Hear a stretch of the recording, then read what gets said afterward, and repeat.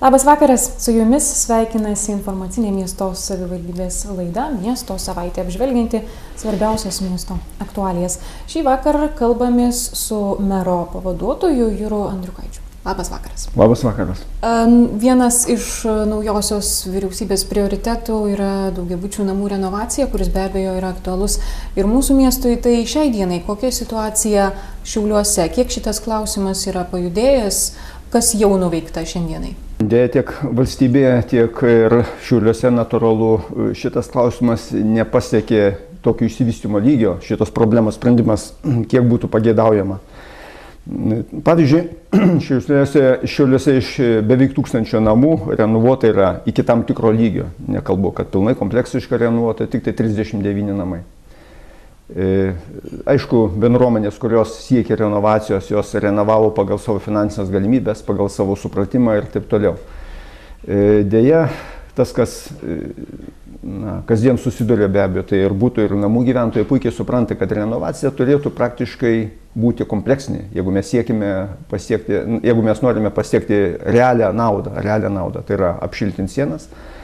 Galbūt apšiltinti pakeis duris, durų ten uždarimo kombinaciją, laiptinės būtinai, langus būtinai pakeisti reikia. Tuo pačiu reikia modifikuoti, reiškia, šiluminius mazgus, jie šiandien modifikuoti, bet šildymo sistema ir natūralu, kad gal ir nedidelis išlaidos, būtinai ir elektros sistema. Pas mus dauguma daugiabučių namų yra sutabdinti stogai ir jeigu sena statyba nerenovuoti, tai taip pat didžiulis šilumos išlaidų šaltinis.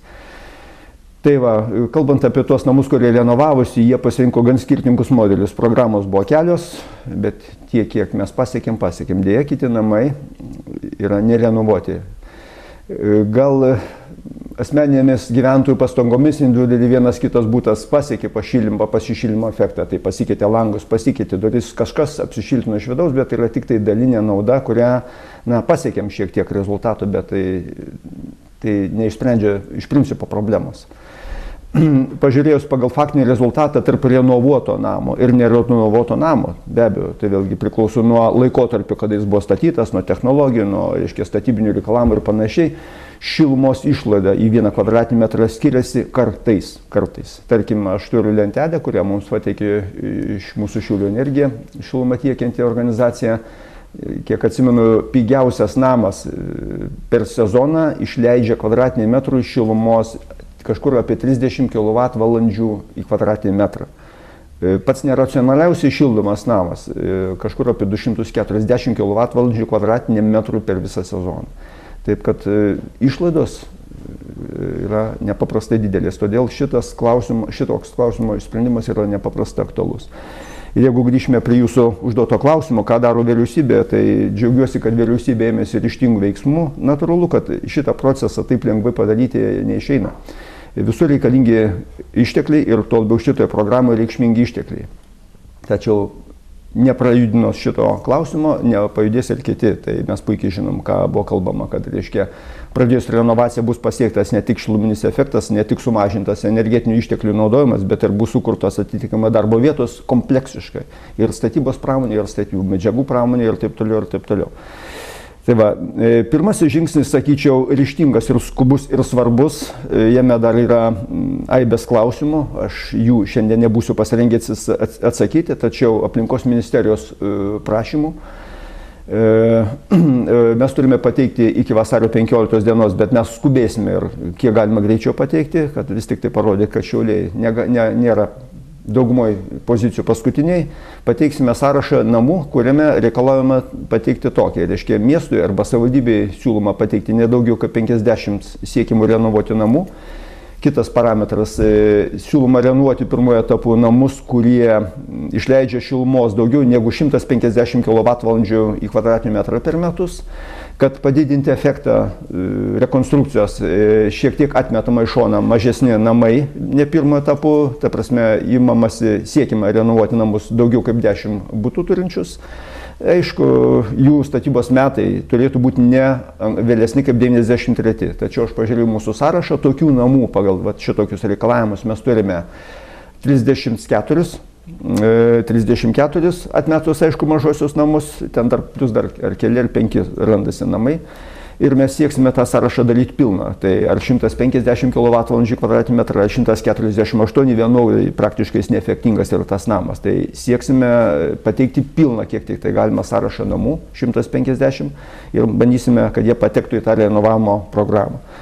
Kitas būdas arba pastebėjimas, aš va čia turiu ant stalo schemą, reiškia, tie namai daugumo yra nuo 20 metų iki 73 metų statybos.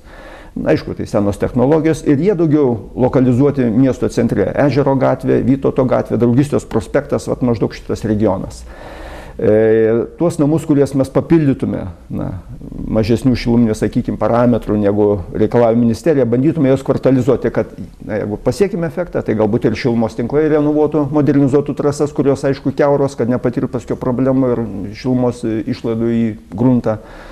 Ir tai, kad būtų estetinis iš karto mūsų miesto vaizdas, konkrečiam rajone. Neišskaidyti lėšas, bet daugiau kažkur lokalizuoti, tuo labiau, kad renovuotini namai yra koncentruoti, kaip sakiau, daugiau mažiau viename regione.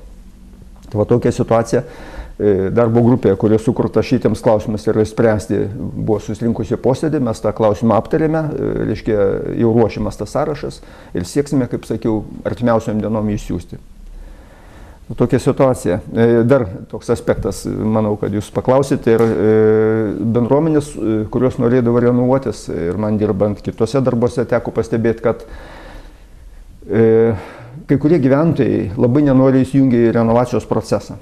Renovacijos procese tiesiog, gaunantis socialinės išmokas žmogus, jis tiesiog, kam man rizikuoti, kam man prisimti šitokį dalyką. Tai ir didelis trikdis, kadangi bendruomenė turi priimti sprendimą tam tikro kvorumo lygių. Daugiau kaip 50%. Ir jeigu kažkas vienas ar keletas susispiria, praktiškai kiti bendruomenės nariai nuo to nukenčia. Tas žmogus gaudamas socialinę paramą, teisėtą gaudamas socialinę paramą, jis tiesiog tampa stabdžiu. Tai ministerija ieško būdų, kaip teisėtai, matyti rekomenduoti ir savivaldybėm pagal tam tikrą teisinę formą, reiškia, tų matyti lengvatų atsisakyti, jeigu jisai, sakykime, neleis pasiekti tos pažangos ir sumažinti išlaidas visai bendruomeniai.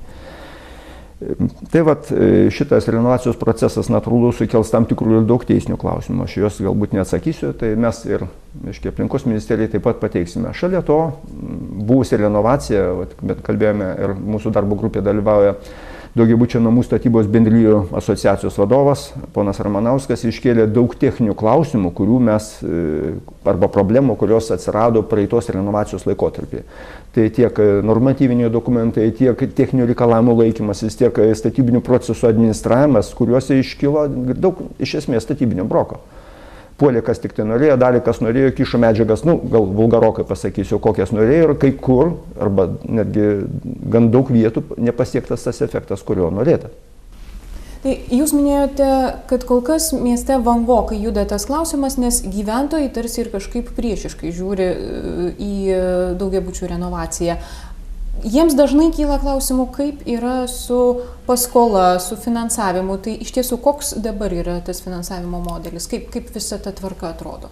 Pačioje pradžioje, jeigu mes atsiminame, tai didžiulė buvo valstybės parama ir galbūt neryžtingumas nepaskatino didesnių mastų panaudoti tų išteklių renovaciją. Tačiau atsiradus finansų ir ekonominei krizei, valstybės, aišku, resursas sumažėjo ir ta parama ryškiai sumažėjo. Tai, aišku, tiek krizinis laikotarpis, tiek pačios paramos sumažėjimas sumažino pastangas renovuoti. Šiandieninį modelį matyti iš principo skirsis, bet mes tik tai turim bendrinę informaciją. Tikėtina, kad bendrijoms reikės tik tai pritarti iš to, kad pritarti renovacijai, kaip aš sakiau. O dėl renovavimo visą finansavimą spręs turėtų tam tikrą instituciją, kuri gaus išteklius arba skolinsis, ir gyventojas tik tai mokės tam tikrą laikotarpį šiandieninės įmokas, kokias už šildymą jis moka, iš tų įmokų, reiškia, dalį tų įmokų, kurias jis moka, reiškia, bus dengiamas tas kreditas. Tai ta institucija denginės. Tai mes kiek ir te žinom. Ir dar vienas labai aktualus miestui klausimas, tai visuomeninio transporto naujasis modelis, kuris yra planuojamas, ar ne?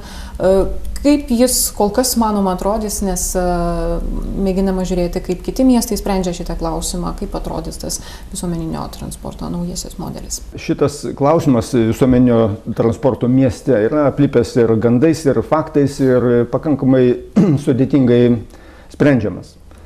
Savivaldybė privalo užtikrinti pervežimus mieste ir, kaip mes žinome, gan savotiškai kiekvienas miestas sprendžia. Turim netgi fantastiškų pavyzdžių.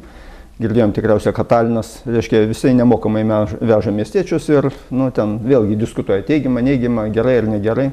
Šiuo atveju savivalda užtikrina pervežimus, remdamasi mūsų įmonė, savivaldos, tiksliau ir miesto bendruomenės įmonė Busturas ir remiasi, reiškia, smulkių vežėjų, kurie mikroautobusais turi pagal konkursą ir pagal kontraktus laimėję, reiškia, pervežinėje gyventojus. Čia yra natūralus konfliktas. Konfliktas kilęs iš to, kad pirmas dalykas, neva kaltinama, kad vežėjai, tai yra komercinės įmonės, reiškia, kažkokiu būdu nesąžiningai veikdami rinkoje, reiškia, vadinkim taip, apvaginėje Busturą, reiškia, nuiminėja keleivius, kad nemuša bilietų, kas irgi yra faktas, čia nieko nenuslėpsi ir taip toliau, taip toliau. Bet aš žiūrėčiau į tą klausimą kompleksiškai. Tiek Busturas, tiek privatus vežėjai yra verslo įmonės. Ir jeigu dar plačiau pažiūrėti, verslas veikia tokiomis sąlygomis, kokius jis sugeba, teisėtom, tvarkingom ir siekia pelno. Klausimo nėra. Tam yra reglamentuota veikla ir jie turi tokią patį teisę išlikti pasaulyje, kaip ir bet kuris kitas verslas, kaip ir mes kiekvienas. Tai nėra nusikaltėliai ir džiaugiamės, kad yra verslas, nes iš verslo uždirbta pelno ir verslo savikaina esantis darbo užmokestį ir mūsų gyventojų pragyvenimas. Ir iš biudžetinių įstaigų tai kitur pinigai nesigamina, jie gaminasi verslė. Tai va tą dalyką reikia mums pabrėžti ir gerai įsisąmoninti. Ir aš labai apgailestauju, kad tiek vyriausybinėse, tiek savivaldos institucijose verslas įsivaizduojamas kaip kažkoks nusikaltėlis. Tai yra, reikia kardinaliai keisti požiūrį į tą dalyką. Grįšiu prie temos. Kadangi yra įvairūs modeliai ir konfliktas ir, sakykime, tam tikras nesusipratimas vyksta. Trečias klausimas, labai sumažėjo miesto bendruomenė. Mes žinom, kad, reiškia, jau Panevėžys yra sumažėjęs jų mažiau kaip 100 000, mūsų kažkur apie 107 000. Tai natūralu, kad rinka, kurioje dirba Busturas, rinka, kurioje dirba mažieji vežėjai, mažėja. Jie mažiau važiuoja. Galų galia ekonominė krizė privertė, jeigu anksčiau galbūt važiuodavo vieną kitą ten stotelę, tai jis šiandien galbūt pėsčias eina. Reiškia, pajamos. Mes norim visą laiką geriau gyventi, daugiau uždirbti. Infliacija mus spaudžia vėlgi daugiau uždirbti, bet pajamos jos realiai mažėja. Tai mes su administracija savivaldybės ieškom didžiųjų miestų patirties, štai buvom Vilniuje, štai buvome Kaune, ryt važiuojame į Panevėžį, kitą savaitę važiuosim į Klaipėdą, pažiūrėti, kaip tie miestai sprendžia klausimus. Mano paminėti miestai, pirmiausia, Kaunas, Vilnius jau išsisprendė su elektroniniu bilietu, tai yra didelis dalykas ir mes apie tą dalyką svarstom, gal tam tikro neryžtingumo tiek Busturo vadovybės, tiek savivaldos administracijos mes tą procesą uždėlsiam, bet jame yra daug naudų. Ir surinkę tą informaciją mes bandysime apibendrinti ir priimti sprendimą. Aš asmeniškai esu kategoriškai prieš, kad mes spręstume klausimą galbūt vien tik tai Busturo pajėgomis. Rinkoje turi būti konkurencija ir aš, kaip sakiau, kiekvienas turi vietos pasaulyje. Tik tai tiek, kad ta saulutė mažiau šviečia, tai yra pajamų mažėja, mes turėsim rasti kompromisą. Vilnius, tarkime, reiškia, kadangi didelis miestas gali mažiesiems vežėjams užtikrinti tam tikrų pakraščių aptarnavimą. Kaunas irgi panašiai. Mes esame mažesnis miestas, štai čia mums konfliktas iškyla. Bet vėlgi, jeigu žiūrėsim paprastų vartotojų akim, autobusas Busturo veža kas 20 minučių, o man reikia tankiau. Jeigu nėra, reiškia, man Busturas turės ištikrinti, kadangi neparanku. Busturas vėl vežioti negali, kadangi jam galbūt neapsimoka didžiulį autobusą gainioti. Va čia mes turim rasti diskusiją, čia turime skaičiuoti. Kągi, ačiū Jums labai už pokalbį. Šį vakarą miesto savaitėje tiek. Svarbiausias aktualijas apžvelgė miesto mero pavaduotojas Juras Andriukaitis, o mes pasimatysime po savaitės. Viso geriausio. Miesto piliečiai visą laiką nuo ryto padovanokit savo šypseną ir diena bus geresnė.